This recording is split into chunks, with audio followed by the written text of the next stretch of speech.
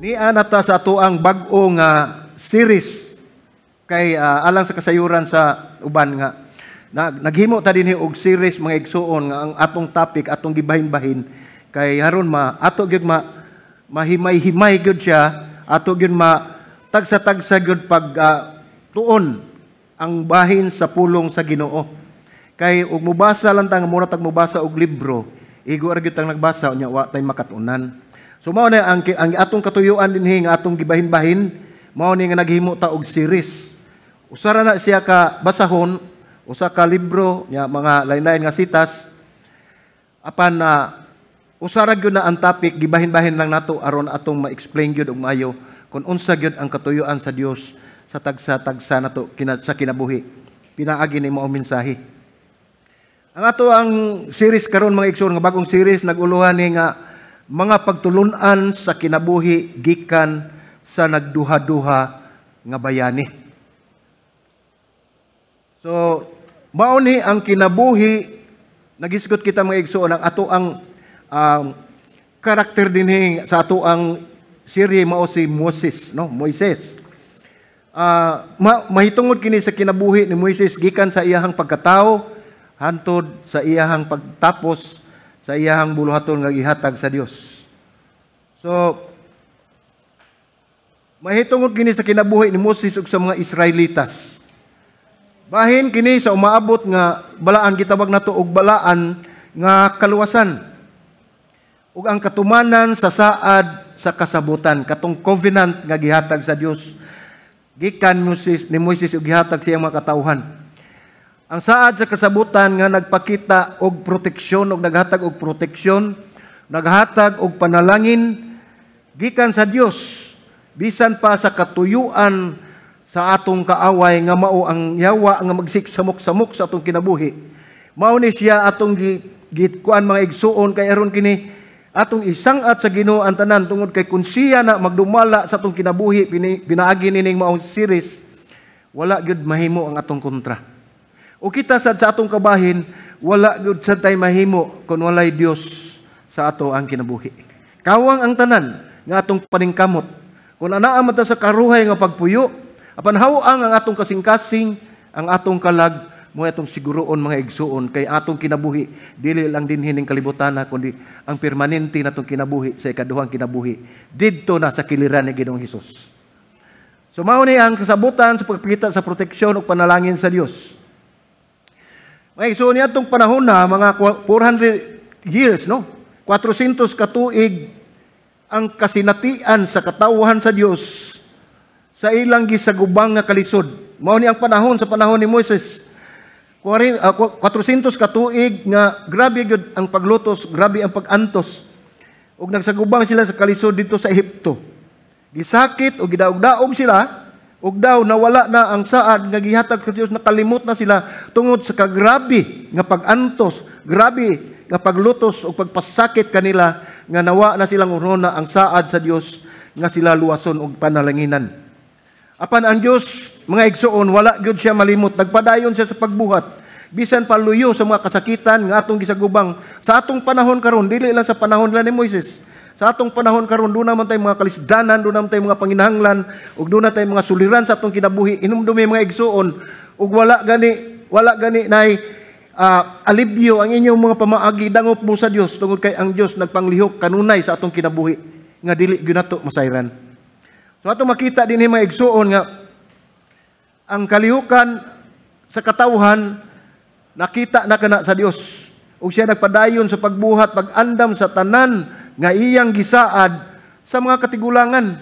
Sa Old Testament mga igsuon, mao ni ang mga kasabutan katong ilahang covenant nga dili lang sa Old Testament ni gihatag sa Ginoo nga para lang dito kundi gikan sa Old Testament hanto na sa bag-o nga testamento. Sa atong panahon karon, atong new dispensation nato sa New Testament.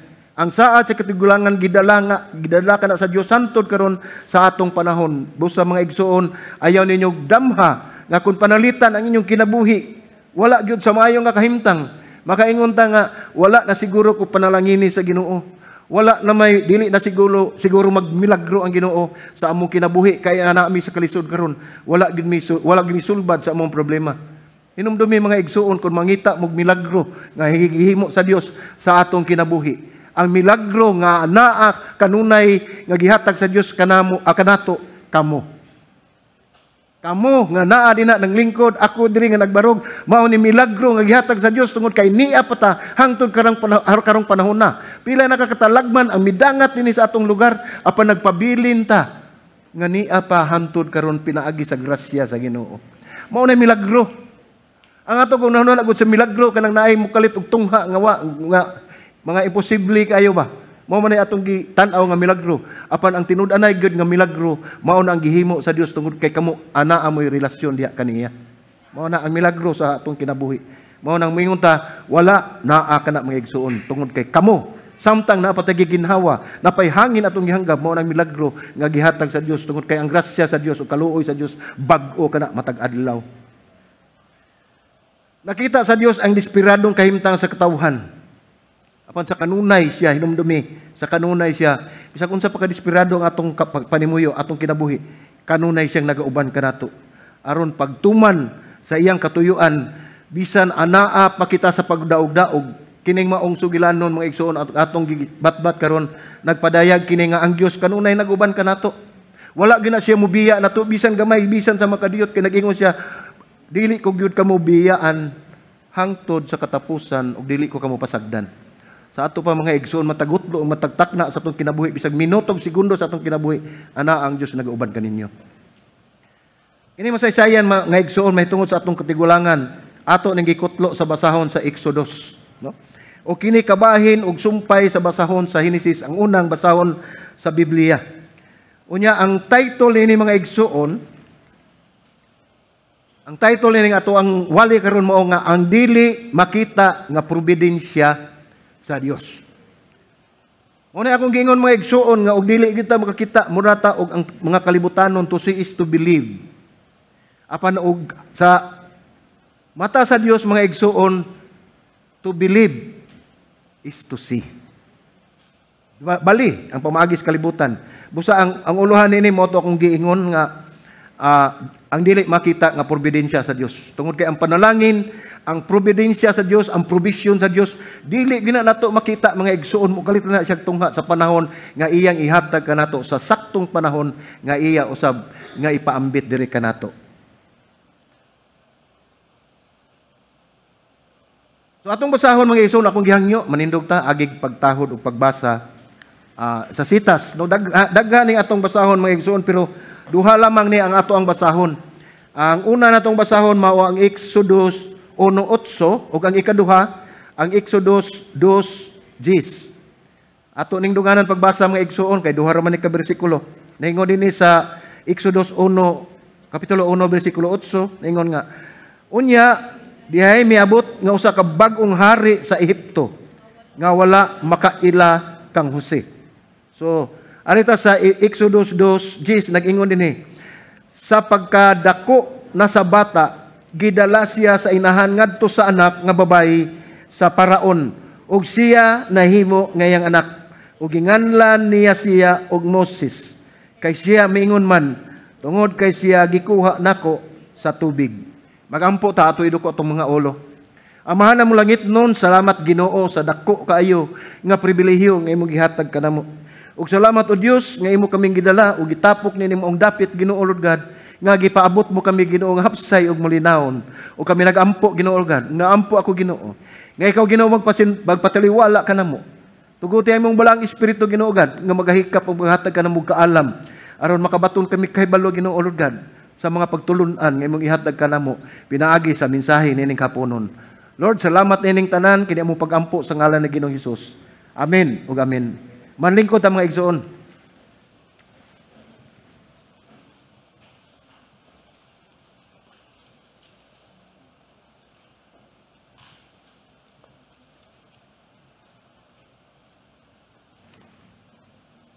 So mao ni akong giingon ang atong title ani ang dili makita nga probidensya sa Dios. So kung mubalik ta sa panahon nila ni Jose or ni Joseph, kani sa Cebuano Jose man ni siya, pero o sa English na Joseph, no? So kani sa panahon nila ni Jose, human sa abunda o sa puno kay nga panalangin sa Dios sa iyang panahon, kini nagkahanaw na. Nagkaanam, nagkawagtang ang maong henerasyon. Si Joseph nawala na, gikuha na sa Dios ang iyang mga kaigsuunan, ug ang maong henerasyon inanay na usab nga nahanaw. Apan ang nakanindot mga igsuon nga bisan pa man nga nawala na ang maong henerasyon nga gigamit sa Dios aron pagpalambo sa Ehipto, ang mga anak sa Israel nga didto mismo sa Ehipto nagpuyo, milambo ug mabungahon, unya misanay, nahimo silang gamhanan ug ang maong dapit na puno sa ilahang kaliwatan.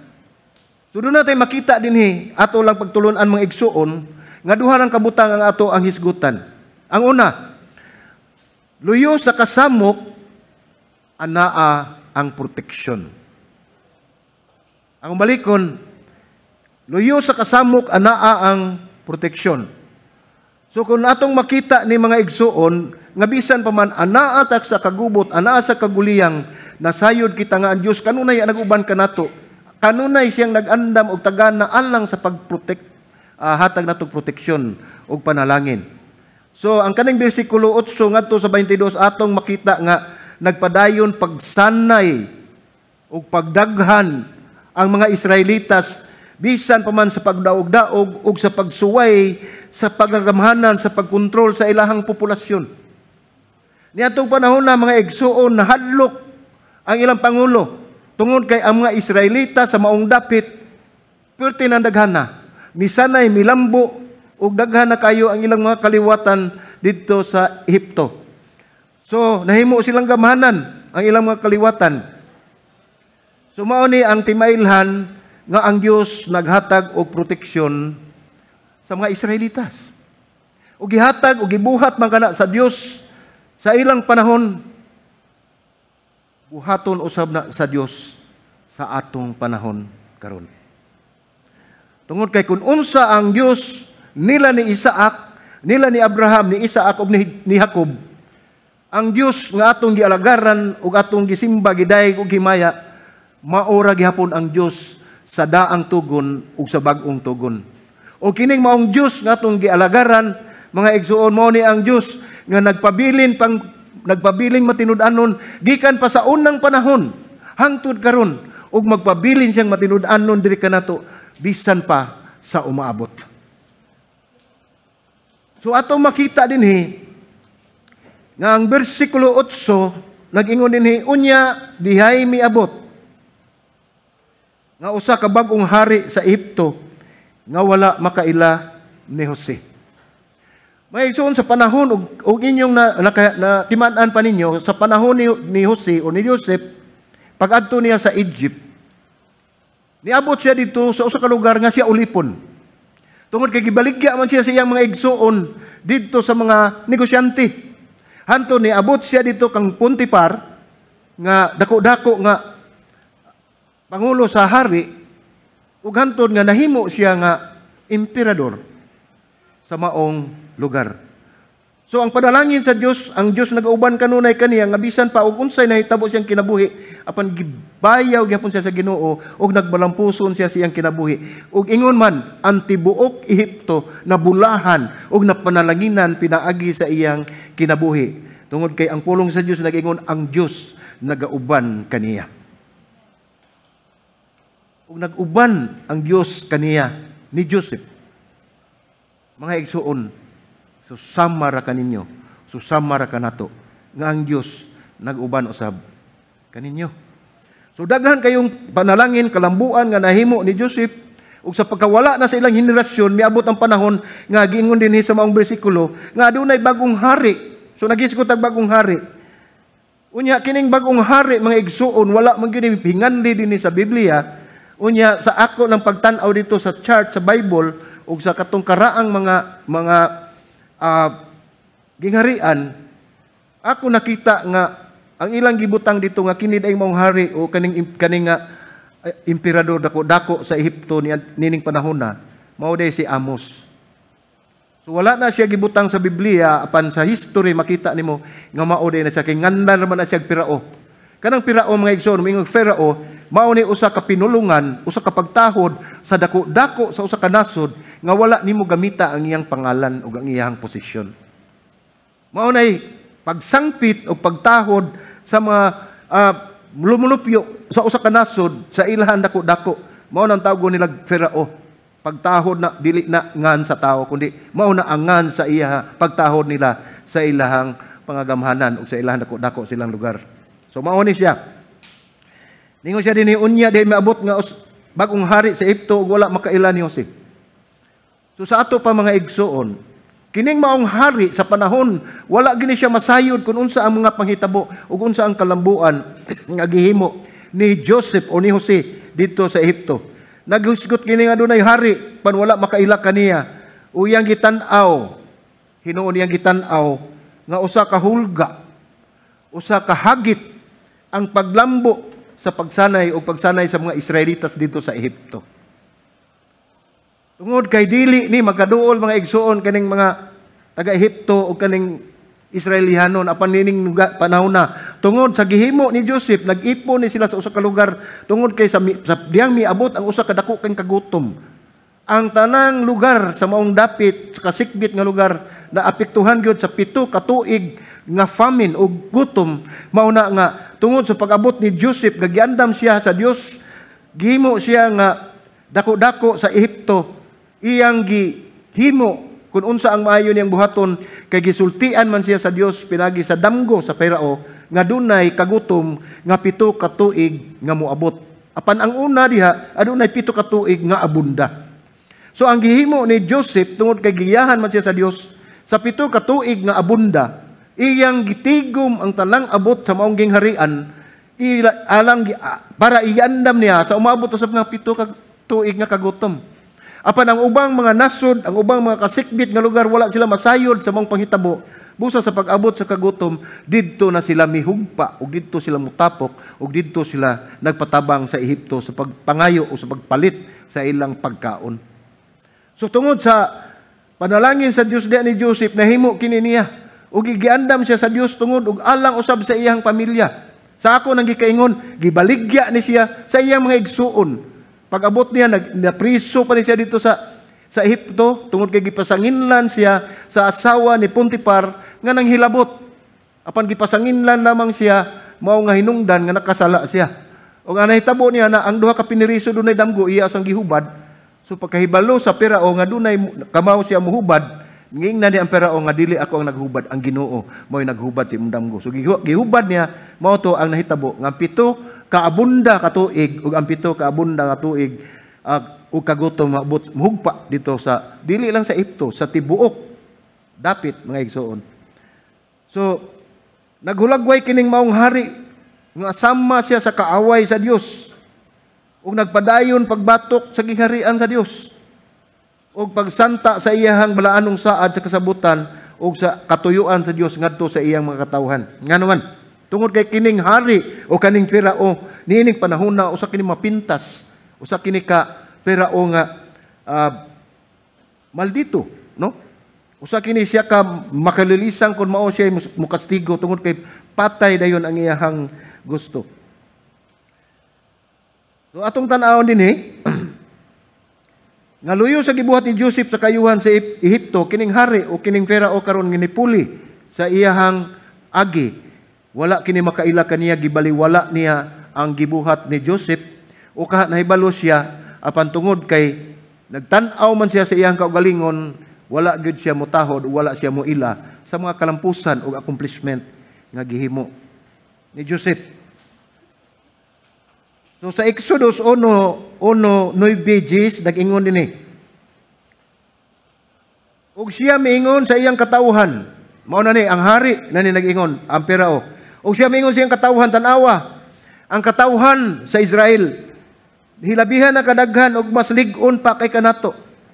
Bersikulo 10 nag-ingon siya, dali kamo magmaigmat kita sa pagharong kanila basin unya og mudaghan sila kun mo abot kanato ang gubat unya muipon sila sa atong mga kaaway ug makik-away batok kanato ug muikyas gikan sa yuta. So niing bersikulo mga igsuon kining bag-ong hari nga ato ang gisgutan, makita nato nga aduna siya gibatunan nga kahadlok sa mga Israelitas. Nagtan-aw siya nga milambo, mitubo ug midaghan ang mga Israelitas mo hinungdan nga siya nagmahadlokon nga basin unya nga dunay buhaton ang mga Israelitas mubatok sa ilahang pangagamhanan. Makita nato nga aduna siya masinupakon nga baruganan sa iyahang pagkahari alang sa mga katawhan sa Dios. So atong makita dinhi nga dili malilong sa bagong hari ang iyang kalisang, ang iyang kahadlok sa mga katawhan sa Dios nga mao ang mga Israelitas. So sa bersikulo 10 dunay nahitabo dinhi mga igsuon. Nagplano ang maong hari sa pagsanta sa pagsanay sa mga Israelitas. Nangita sila og paagi nga dili gayon mudaghan ang mga katawhan sa Dios. Nahadlok sila mubatok unya kanila ug mudapig sa ilang kaaway ug sa mga katawhan nga mga nasuko usab kanila. So atong makita nga gikinahanglan sa Perao ang presensya sa mga Israelitas alang sa kalambuan sa ilang ekonomiya nga dili usab kinay mahimutang sa peligro ang kahimtang sa ilahang nasudnon nga seguridad. Kay nakita sa Perao nga tungod sa kadaghan sa mga Israelitas o ang mga Israelitas nagpaulipon nga wala gayon sila mo reklamo. Ug unsa ipabuhat, mubuhat kining mga Israelitas ug tungod sa ilang kadaghan nakita usab sa Perao nga kun mawagtang kining mga tawhana, madaot usab ang ilang ekonomiya. Mao nang iyang gitan-aw nga bisan pa nga aduna siya kalagot o kasuko ug dili siya makauyon nga nidaghan ang mga Israelitas, iya usam nga gipasabot sa iyang kaugalingon mismo nga nagkinahanglan siya tungod ug alang sa ilang ekonomiya. Ug atong tan-awon ang bersikulo 11 ngadto sa 14 naghisgot usab nga nagpadayon og pagtubo ang Israelitas bisan pa luyo sa pagdaog-daog pinaagi sa paghimo nila nga mga ulipon. So gihimo sa Perao mga igsuon nga aron masanta gayud ang ilahang pagtubo. Gitagaan silang mga bugat nga trabahoon, gitagaan sila og mga buluhaton nga grabe kaayo. Nya dili lang kay gitagaan silang mga buluhaton, apan usab gi kastigo sila, gisakit sila, gihatagan sila og kalisod nga kahimtang sa ilang kinabuhi. Atong basahon ang 11 sa Exodus 1, kapitulo 1, bersikulo 11 ningon dinhi. Busa gibutangan nila sila og mga tigdumala, mga kapatas ni. Tigdumala sa buhat aron sa paglisod-lisod kanila pinaagi sa mga bugat ug mga palas-unon ug nagtukod sila alang sa Perao ug mga syudad nga tigumanan sa mga bahandi nga mao ang Pitom ug Raamses. Kaning Pitom ug Raamses mga igsuon usa ni ka syudad nga gihimo sa Perao alang sa ilahang mga punduhanan, sa ilang mga pagkaon, punduhanan sa ilang mga bililhon nga butang ug punduhanan usab sa ilahang mga hinagiban alang sa panggubatan. Gipugos sila sa bugat nga trabaho pinaagi sa pagtukod og syudad. Ug Pitom nga gihimong punduhanan sa ilang mga mahalon nga mga butang ug mga armas. Nagbutang sila og mga kapatas aron mopasakit. Lahi man ni atong kapatas dinhi kay momandar man, mokuha sa atong time. Pero ang panahon, sa ilang panahon nagbutang ang Perao og kapatas aron mopasakit sa mga Israelitas pinaagi sa lisod ug bugat nga buluhaton. Ang Pitom ug Raamses usa ka syudad nga gigamit sa Perao aron mahimo niya nga kun asa ang iyahang mga katigayunan adto usab niya ibutang. Nga pinaagi sa mga Ehiptohanon nagpadayon sa ilang harassment pinaagi sa maong buluhaton ngadto sa mga Israelitas ang mga Ehiptohanon. Bisan pa man mga igsuon, makita nato dinhi nga nagtrabaho na ang mga Ehiptohanon, nagpaulipo na ang mga Ehiptohanon tungod kay kaning ang mga Israelitas nagpaulipo na sa mga Ehiptohanon. Apan wala gyud sila maghunong pagdaog-daog niini. Giingon dinhi sa Exodus 12, apan sa nagdugang ang pagdaog-daog kanila, misamot na hinuon sila pagdaghan ug pagkatag sa nasod ug ang mga Ehiptohanon nangalisang sa katawhan sa Israel. Atong makita mga igsoon nga bisan pa man ang mga panghitabo ingon niini. Makita nimo nga bisan sa kalisod o kasakit nga ilahang giatiman o giatubang, makita nimo nga ang probidensya sa Dios ana agayod kanila. Tungod kay makita nato pinagi sila ang paglambo, pinagi sila pagsanay nga sila nakapadayon gihapon ubos sa panalangin o proteksyon sa Dios. Exodus 15:16 nag-ingon, unya ang hari sa Ehipto miingon sa mga mananabang nga babae nga Hebrohanon o nga Hebro nga ang usa kanila ginganlan og Sipra o ang usa si Puwa.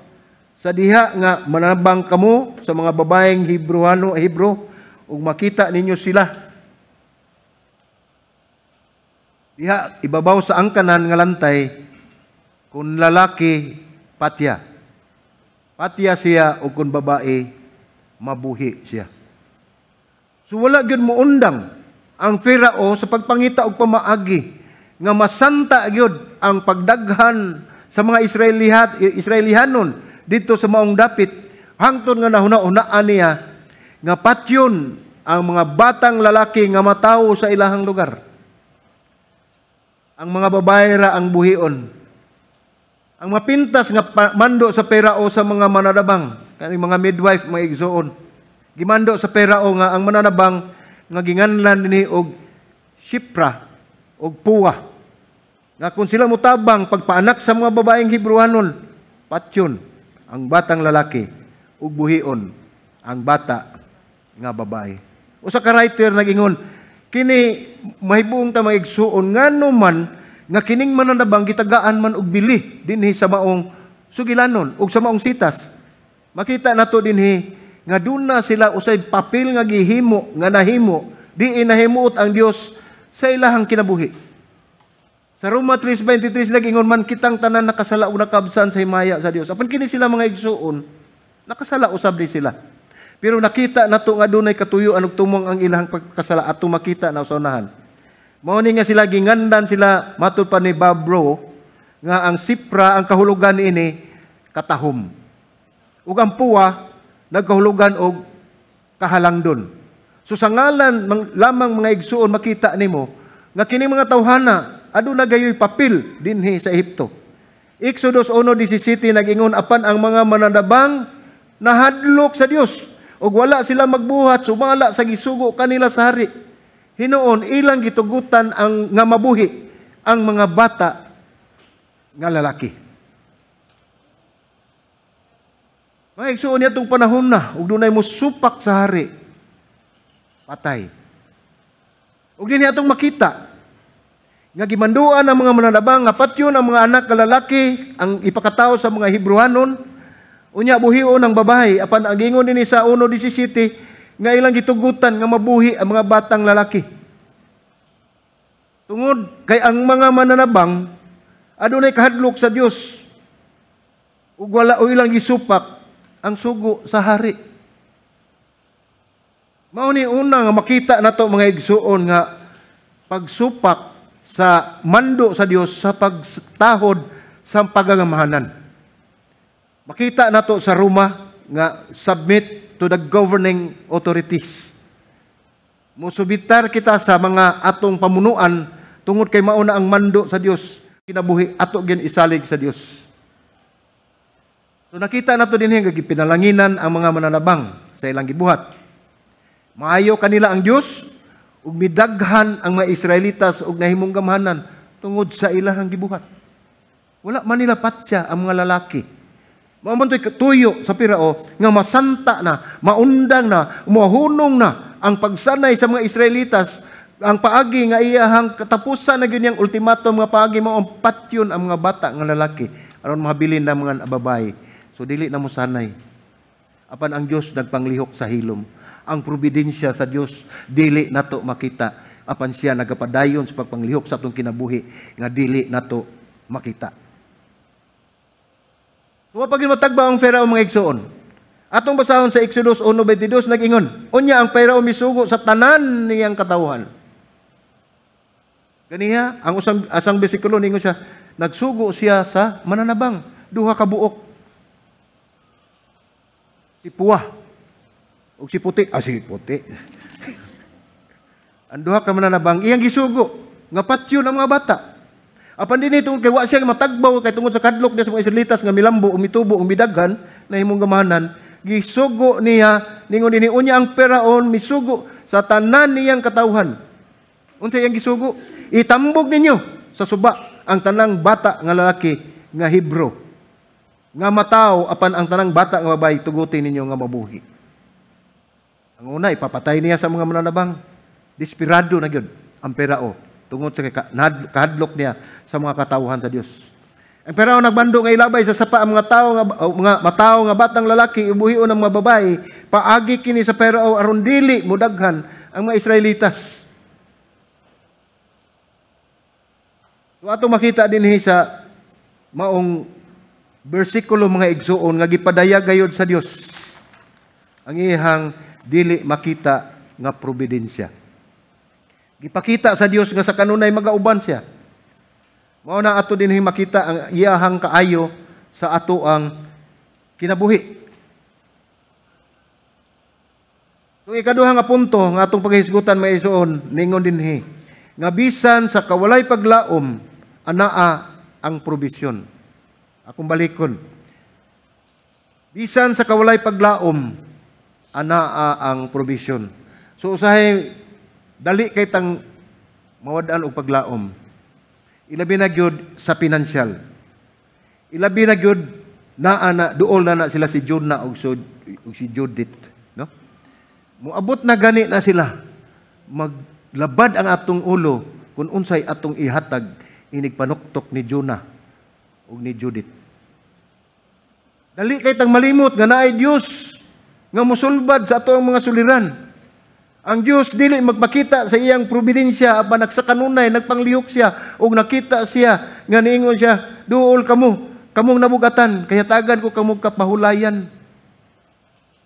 Ang ultimatum sa Diyos kanato mga igsuning siya una pagpangita ang akong katarong ug ang akong ngirian kay kana si Jonah ug si Judith ako nay bahala na.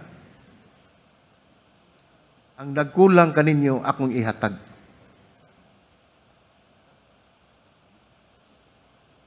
So bisan sa kawalay paglaom hinumdumi anaa ang provision sa Dios. So sa Exodus 1:10 masaksihan ang pagkatao ug pagsagop kang Moises. Mao ni ang panahon mga igsoon nga natawo na si Moises. Sa iyang pagkatao matud pa sa bersikulo 1 giingon dinhi sa Exodus 2:1 dihay usa ka tawo nga gikan sa banay sa Libay nga miadto og nangasawa usab sa kaliwat ni Libay. Kaning Libay mga igsuon mao ning usa sa nagdala og pamunuan sa 12 ka tribo nga gihatag sa Dios kanila. Unya kining Libay mga igsuon mao ni ang tribo usab nga diin mao lamang ang gigikanan sa gihimo nga mga pari sa ilang panahon didto sa Israel. Ug ang bersikulo 2 nagingon ang babae nagsamkon og nanganak og usa ka bata nga lalaki ug sa pagkakita niya nga siya matahom nga bata iyang gitaguan siya sulod sa 3 ka bulan. Ngano man. Ug nahibalo mo mga igsuon kini si Moses ang pagkatawa niya nining panahona niadtong higayuna sa iyang kinabuhi. Mao na ang panahon nga grabe kayo ang crisis. Kay mao ni ang panahon nga kutob sa bata nga lalaki nga mataw nga Hebro papatay sa Perao. Mao ni dinhi nga ilang gitaguan. Ang ginikanan wala siya mahadlok kung mahibaluan ba sila sa hari nga ila kining gibuhat. Kamatayon gayud ang bugti. Apan tungod kay laglabaw ang kahadlok nila sa Dios, misalig sila sa Dios, ila kining gitaguan sulod sa 6 ka bulan. Mayo unta nagpuyo siguro sila nga sila rang usa dito sa bukid. Kay og muhilak ang bata wagi makadungog. Pero naa siya sa daghang mga panimalay nagpuyo siya. Ug atong hunaon-hunaon ang pag-anto sa magtiayon sa bana ug sa asawa ang ginikanan ni Joseph. Grabe kaayo kay ilag yung gibantayan, puli-puli sila bantay nga di gid muhilak ang bata. Kay wala na sila masayod kung kinsa ang ilahang saligan. Wala sila mahibalo nga basin ang silingan, makahibalo nga ay bata ni hilak, mo report nga to sa Pharaoh ug mahibaw-an sila diha patay tanan. Sulod sa 3 ka bulan mga igsoon apan hinumdumi nga magkadako ang bata, magkadako sa nang hilak ana. Mutiabaw na kanang mga unom ka 3 ka bulan, kusog na kay na mutiabaw. Sumao na nga ang ilang gihimo. Ang ilang gihimo ni sa diling gingon dinhi sa bersikulo 3. Sa dihang dili na sila makahimo pagtago kaniya sa bata. Nikuha siya og usa ka bukag nga gihinimo gikan sa mga bugang o gibulit niya kini og alkitran ug asfalto. Ug iyang gipahilo na ang bata diha niini ug gibutang kini sa kasagbutan daplin sa suba. Bersikulo 4 nagingon ug ang igsuon nga babayi sa bata, so doon na ni siya igsuon, si Miriam, mao ni igsuon ni Moises.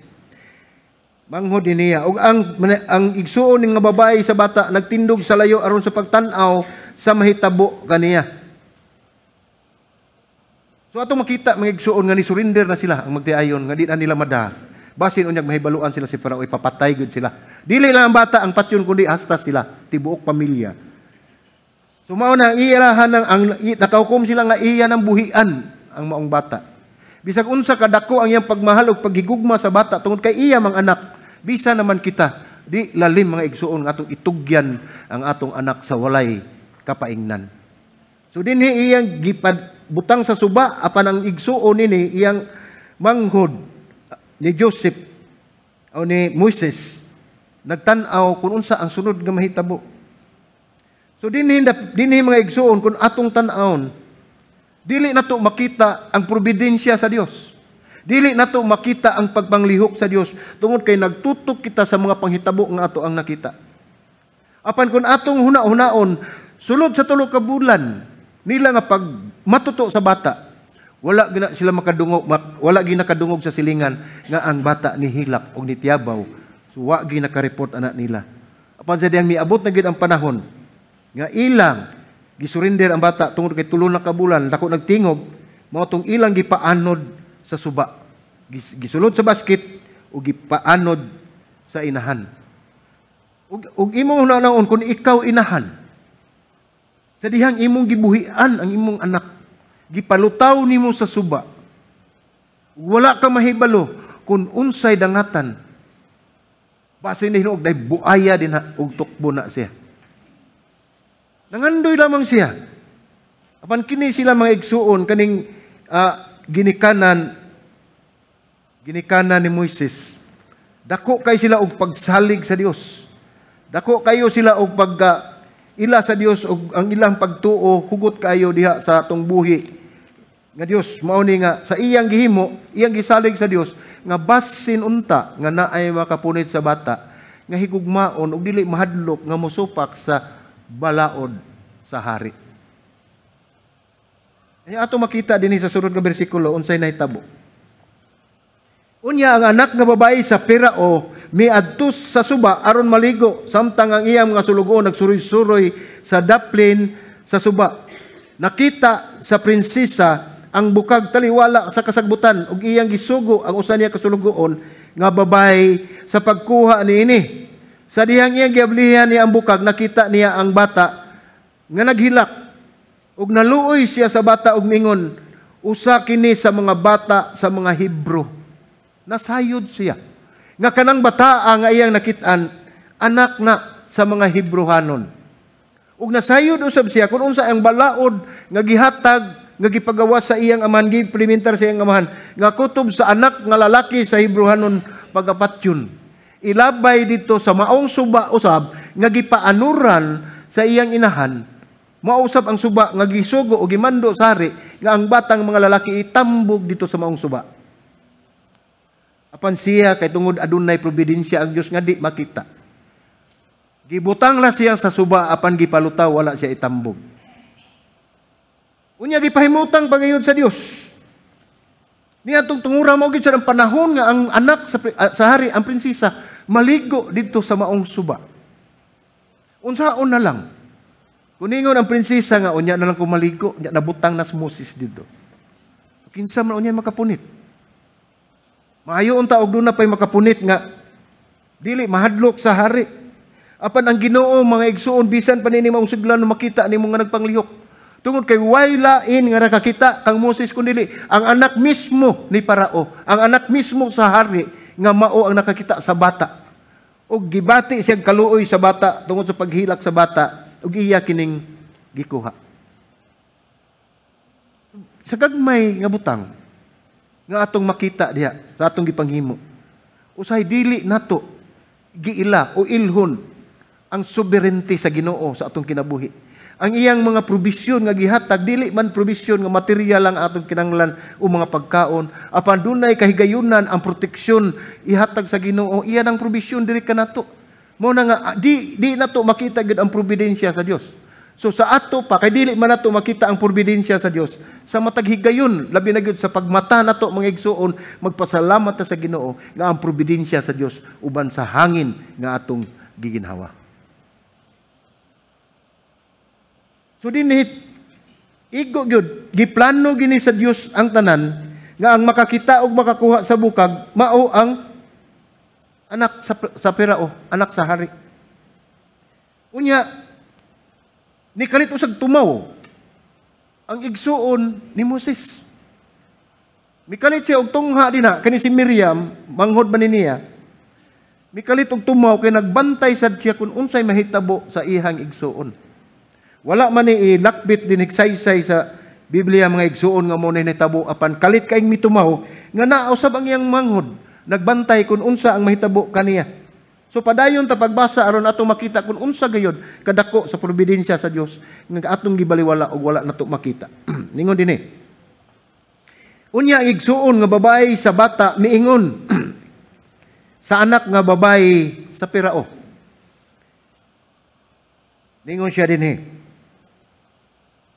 Mulakaw ba ako aron pagkuha og usa ka tig-atiman gikan sa mga babae sa Hebro o Hebrohanon? Aron pag-atiman ining bataa alang kanimo. Iyang gipangutana ang prinsesa, ang anak ni Farao, nga nakinahanglan ba kag moatiman aning bataa? Unsay gitubag sa prinsesa? Ug anak nga babae sa Farao mitubag, lakaw. Unya milakaw ang batang babae ug gitawag niya ang inahan sa bata. Grabe no?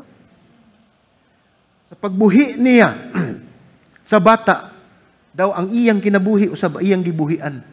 Bag-o pa lamang siyang nalumos sa kaguol o kasakit sa iyang gihimo nga iyang gisurinder ay ang iyang anak tungod kay patyo ni si Parao makita niya. Unya ang nakakita pagyud ang anak sa hari, ang anak sa Parao. Unya gikuha pagyud nahitabo nga na ang igsuon nangutana sa prinsesa kung nakinahanglan ba kag mugam ang bataa, mo matuto anang bataa, mo nurse anang bataa. Ug ningon ang reyna sa walay pagduha-duha lakaw. Milakaw siya og mikuha siya nga moatiman sa mga bata. So gimong tan-awon mga igsuon, ang inahan ni Moses nawad-an na gyud og paglaom. Apan nagpabilin siya nga matinud-anon sa Dios. Nawad-an siya paglaom tungod kay nawa na ang iyang minahal sa kinabuhi nga mao ang iyang anak. Apan bag-o pa lamang siya nalumos sa kaguol apan gitambalan sa Dios pinaagi sa providensya nga di makita. Sa kalit lang gitawag siya sa iyahang asin sa mag-igsuon ni Moises nga mao si Miriam nga gamay pa ug gitawag siya og siya ang gidala nga maoy mo atiman sa maong bata nga bag-o lang gisagop sa prinsesa. Ingon ni anak mo pahimutang ang atong Dios. Makita na to mga igsuon gipahimutang gayud niya. Ug ang anak nga babae sa Parao miingon sa inahan sa bata. Niabot ng inahan. Ang tinud-an na ning inahan sa bata. Giplano gayud sa Dios tungod kay nakita niya ang dakong kasub-anan, ang dakong kagul-anan nga gibati sa maong inahan ngadto sa iyang anak nga mawagtang sa dayon. So ningon ang babae, ang anak sa Parao ngadto sa bata, sa inahan sa bata.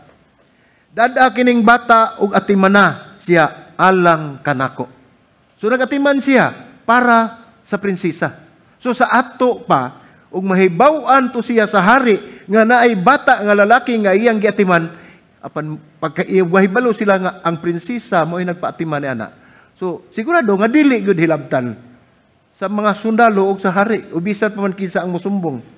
Gingnan niya nga dada kining bata og atimana siya alang kanako og suhulan ko ikaw. Di ba? Gibuhian niya ang bata sa iyang kaguol. Nya naglisod siya pagam sa bata sulod sa tulo ka bulan kay madlok silang mahibaw-an ang tingog, ang pag-antos gikan sa pagkatao hantud ni hayuna apan gigantihan sa Dios. Tungod kay ang bata nga iyang gibuhian gibalik sa iyang sabakan sa Dios diin gisuhulan pa siya sa pagam niini. Grabe, mga nagingon more than what we expect gud ang ihatag sa Ginoo sa ato. Usa gikuha sa inahan ang bata og iya kining giatiman. Sa bersikulo 10 nag-ingon, sa pagkadako na sa bata gidala siya sa inahan ngadto sa anak nga babae sa Peraon. Ug siya nahimo nga iyang anak ug ginganlan niya siya og Moises. Kay siya miingon, tungod kay siya gikuha nako gikan sa tubig. So ang ngalan nga Moises day mga igsuon, ang nagngalan nini ang mga Ehiptohanon, ang prinsesa nga Ehiptohanon. Nalipay siya nga nagpadako na siya sa bata. Apan miabot sa panahon. Nahigugma na ka sa bata, imo nang gimahal, imo nang gipangga tungod kay imo man ang mismong anak.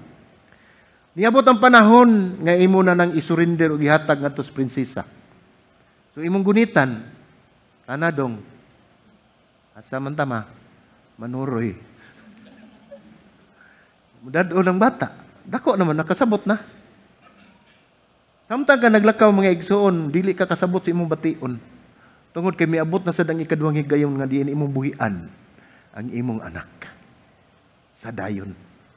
Tungod kay imo naman ang gihatag o gisagop naman na sa prinsesa sa anak sa Perao. So ito makita din bisan kawalay paglaom, anaagi hapon ang probisyon sa Dios. Dili ka na mawa mga igsuon tungod kay ang Dios na higugma kanato. Nakita na diha sa iyang gihimo. Nga bisan pa ang Dios nga mahal iyang gipadala. Dili ka nato ang iyang bugtong anak pinangga. Nya gasud-ong gid siya. Kung unsa ang pag-antos ni Ginoong Hesus diri sa kalibutan. Iyang bugtong anak nga pinalangga. Sa makapila kahigayon nga mutingog ang amahan gikan sa langit. Kana kini mao ang akong pinalangga nga anak. Apan ang gidangatan sa iyang anak gidala dis kalibutan, mianis kalibutan aron pagpakamatay alang kanako ug alang kaninyo. Tungod sa sala nga dili nato mabayran. Ingon ni anak kadako ang gugma sa Dios diri kanato busa. Mga igsoon agig pagdasig. Agig pagdasig nato. Lain-lain man ang atong kahimtang, wala ko masayod kung unsa gyud ang inyong estado. Apan labaw sa tanan ato gyung tan-awon nga bisag unsa man ang klase sa atong kinabuhi, kun unsa man ang atong panginabuhi, kun unsa man ang atong kahimtang, unsa may standard of living nato mga igsuon, ang usara gyud akong nasiguro ug ako nasiguro gyud ana 100% nga ang atong gikinahanglan mao ang Ginoo. Madato ka man, maadunahan ka man, wa tay laing gikinahanglan mao gyud ang buhi nga Dios. Kay kung wala siya, wala tay mahimo sa atong kinabuhi. Ingon ni ana ang providensya sa Dios nga dili nato makita. Kay wala pa magsunod-sunod kanato ang Dios, wala pang magbantay kanato ang Dios, mga igsoon hinumdumi. Daghan na kay katalagman hitabo dinhi sa ato ang ibutang talang tibuok kalibutan. Ana ang gubat, linog, baha, patay, kalamidad, kasakit, mga balatian. Salamat sa Ginoo. Nga doon na mga ganit tay mabati nga mga sakit-sakit, ubo-ubo lang ta, no? Pero hinumdumi sa panahon dayas COVID, inig-ubo nimo, ikaw tan-awon sa tanang tao. Oh! Wop! Pero karon na sayo na lang kayo, no? Sa atubangon pa nimo paghot diha. Mao na makaingon ta nga doon na gyud ang providensya sa Ginoo kanunay gud uban kanato mga igsuon. Tungod kay wala pa ang Dios atong kinabuhi, dugay ratang nalaglag. Dugay na kitang natambog sa kalayo sa impierno. Tungod kay ang tanan nakasala og nakabsan sa himaya sa Dios. O ang bugtong solusyon na anak mga igsuon, mao yang bugtong anak nga giula ang iyang dugo didto sa cross sa Kalbaryo, aron lamang ang iyang cross mahimo nato nga taytayan diha sa dako kay nga bungaw nga nag-uwang kanato gikan sa Dios ug diri kanato. Iyang gihimo ang cross pinaagi siyang kamatayon aron kita makatabok pagbalik ngadto sa Dios nga mahan, ang buhi nga Dios sa ato ang kinabuhi. Amen. Sumaw na nga kita magpasalamat mga igsuon nga bisan sa kawalay paglaom, anaa gayud ang provision sa Dios.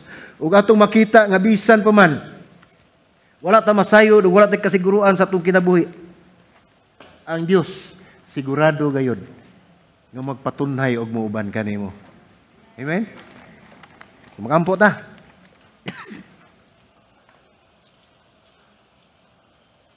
Hallelujah. Lord, salamat Ginoo sa imong gugma, sa imong kamaayo sa among kinabuhi. Sa imong providensya Ginoo, nga usahay mabaliwala namo o Dios. Nga diin mauday ang lintunganay sa among pagkinabuhi dinis kalibutan. Salamat Ginoo Dios nga ikaw nagpabilin matinud-anon kanamo gikan pa kaniadto hantod karon. Salamat Ginoo sa imong gugma. Salamat Ginoo God. Nga bisan sa kawalay paglaom, ikaw nagdasig kanamo. Ikaw naghatag kanamo Ginoo kusog. Ikaw naghatag kanamo Ginoo kalagsik sa mga panglawas Ginoo. Nga bisan pa man luyo sa kasamok, anaa gayud ang imong mga kamot nga naghatag kanamo og proteksyon. Ikaw nagauban kanamo Ginoo sa tanang higayon sa among kinabuhi, wala gyud ikaw mobiya. Ug salamat ini Dios o Dios nining mensahe nga imong gihatag kanamo ning kahaponon Ginoo God. Lord, tuguti Ginoo Lord God nga amo kining ma-apply sa among kinabuhi. Ang among nakutlo nga pagtulun-an ning kahaponon Ginoo, tuguti amahan nga kini amo gayud nga tipigan sa among kasing-kasing aron amo gayud nga matiman-an og masabtan nga ikaw kanunay nagauban kanamo, nga ang imong providensya anaa gayud sa among kinabuhi. Wala gid ikaw mobiya bisan pa hangtod sa katapusan sa among kinabuhi. Salamat amahan nining mensahe Ginoo Dios. Kini among pag-ampo sa ngalan ng Ginoong Hesus. Amen ug amen.